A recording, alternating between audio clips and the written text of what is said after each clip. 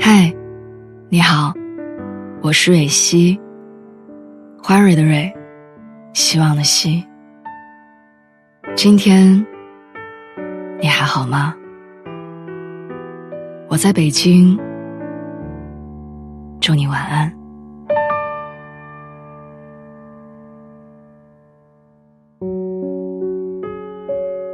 我一直都记得沃尔夫曾经说过这样一段话，他说人不应该是插在花瓶里供人观赏的景物，而是蔓延在草原上随风起舞的旋律。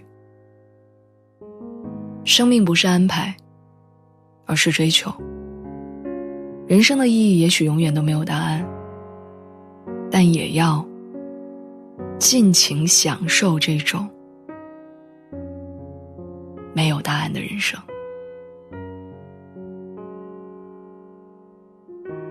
我常常在想，什么才算是理想的生活？有人认为环游世界是理想，有人认为功成名就是答案。其实在我看来，只要按照自己的节奏和满意的状态，不论是奔走于山川湖海，还是忙碌于每日的一蔬一饭，都是理想的生活。有人说高朋满座最有趣，有人说宅在家的时光最难得，有人说看过世界的种种才会做出适合自己的最优选择，也有人说总要学着在欲望和理想面前与自己和解，去过自己喜欢的人生，而非合适的人生。只要是自己选择的，就都自得其乐。来北京生活的这几年，我已经过惯了一个人的生活。我更喜欢宅在家里，除非是很好的朋友的邀约，其他时间我并不太喜欢去那些人潮涌动的地方。在家的时候最自在，穿舒服的衣服，不用化妆修饰自己。在家的时候最坦然，不用忙着思考该如何处理复杂的人际关系，吃水果，甚至看喜欢的卡通。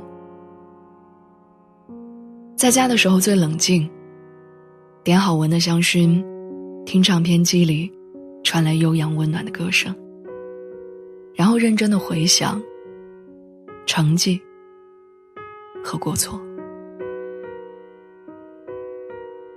其实我一直都不太认同别人把宅在家就默认等于无趣。我是那种开心自在的时候想要在家，难过想哭的时候也想要在家的人。我觉得家可以给我很多的安全感和满足感。我也并不觉得宅就是无趣，在家里依然可以生活得特别好。所以我想喜欢宅在家里的人，如果你现在正在听节目，你一定会很懂我。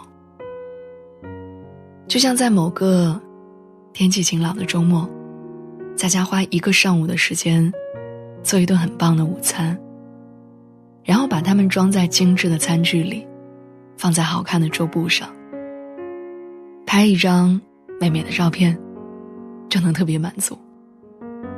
如果你们经常翻我微博，就会发现我就是一个这样在生活的人。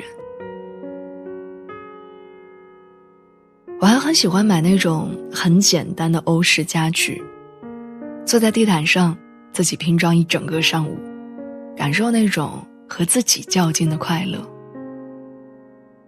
然后会在某个下雨天站在窗台前，摆弄那些好看的绿植，看窗外行色匆匆的路人。我一点都不觉得在家是无趣的，也不觉得我在浪费时间。就像我记得《小王子》里有句话说，你在你的玫瑰花的身上耗费的时间，使得你的玫瑰花变得如此重要。那些看着绿植成长的日子，看见亲手做好的家具，都让我无比确定，生活是好的，并且会越来越好。人这一辈子，其实有很多时候都是孤身一人的，所以我们必须要学会一个人的生活，也要学会打发和享受时光。我不知道你能想象那种场景吗？在某一个天寒地冻、大雪纷飞的日子里，你点着香薰，躺在床上，看书，刷微博，或者在一个周末的晚上，在丝丝烟雾里，开一瓶红酒，小酌，和朋友们谈天说地。现在回想起来，都觉得那是很美好的状态。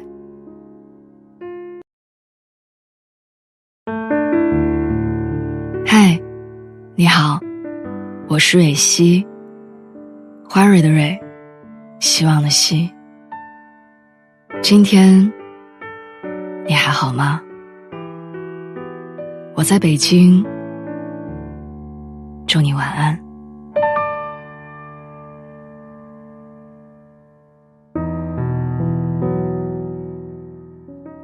前几天我看到了一篇文章，提到了一个词，隐形贫困人口。隐形贫困人口是指有些人有吃有喝有玩，但实际上并不富裕。在我看来，哪怕我现在依然是隐形贫困人口，但钱花在我自我满足的地方，我依然会觉得心满意足。我身边就有不少的隐形贫困人口，他们对于这个概念无比认同，但在认同的背后，又有着自己的思考和想法。西西，女，26岁，脱口秀演员。她是那种一眼就可以在人群中分辨出她的人。她说，穷开心，说的大概就是我吧。买是我对待自己最好的方式。我可能说不清楚我的工资卡里还剩下多少人民币，但我一定可以说清楚，我还有几支豆沙色的口红。和很多女生一样，她对包包和口红有着谜一样的热爱。她可以为一支限量版口红的试色奔波于大半个北京城，也可以为一个巴掌大小的包包奉献出3个月的薪水。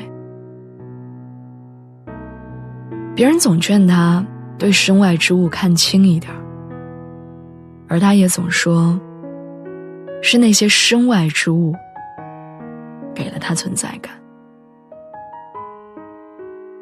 单身女性的消费水平普遍都很高，她就是代表之一。西西也曾经因为自己的爱好而焦躁，但后来还是认为开心比较重要。她的准则是在自己的能力范围内选择和消费最好的。所以我在她的房间里看到了很多我不知道的和知道的牌子，也看到了西西像表扬自己的孩子一样，说着他们的优势和特点。小哲，男，24岁，程序员。他很少表达自己的想法，但在隐形贫困人口上，他说，关于这个标签，我还挺有发言权的。我可以在下雨的半个小时路程里打车，也可以去海底捞吃一顿一个人的火锅。他毕业不到1年，他说回到宿舍是和别人一起合租的房间，回到公司是和别人一起工作的办公室。所以他对独处有一种特别的迷恋。他说他每个月最喜欢在薪资发下来的那天跑去附近的火锅店，不用在意别人的口味和喜好，一个人安静地吃完晚餐。他的处世哲学是，独处是一种难得的自由。独处是和自己和解的过程，在躁动的气氛中化解难题，也反思自己。所以我在他身上看到了同龄人少有的沉稳，也看到了他对当下生活的某种满意的状态。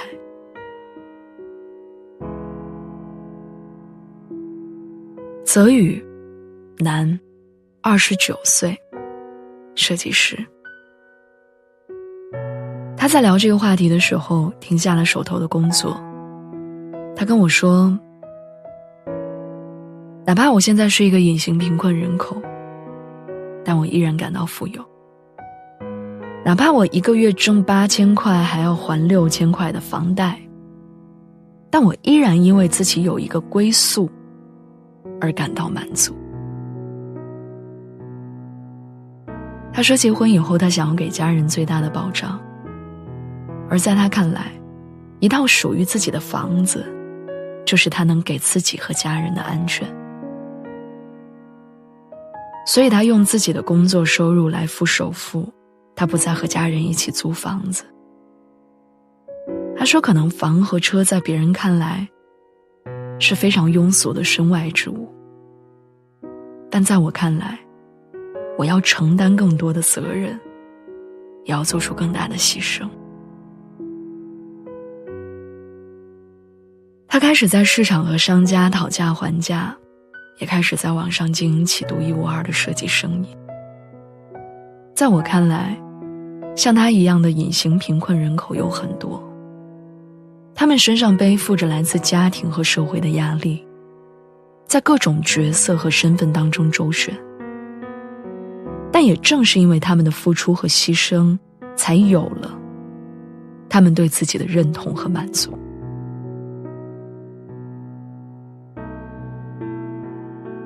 有的人像西西一样，因为买到了限量口红而手舞足蹈，也有人像小哲一样，因为一个人吃上喜欢的火锅而心满意足。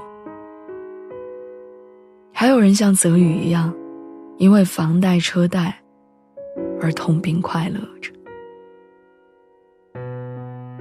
但不论怎样，无论因为自己也是隐形贫困人口而感到焦虑，也无需因为自己的消费观念而感到沮丧。每个人在金钱上都有着自己侧重的地方，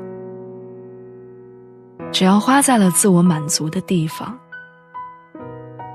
未尝不是让自己怀有一份期望。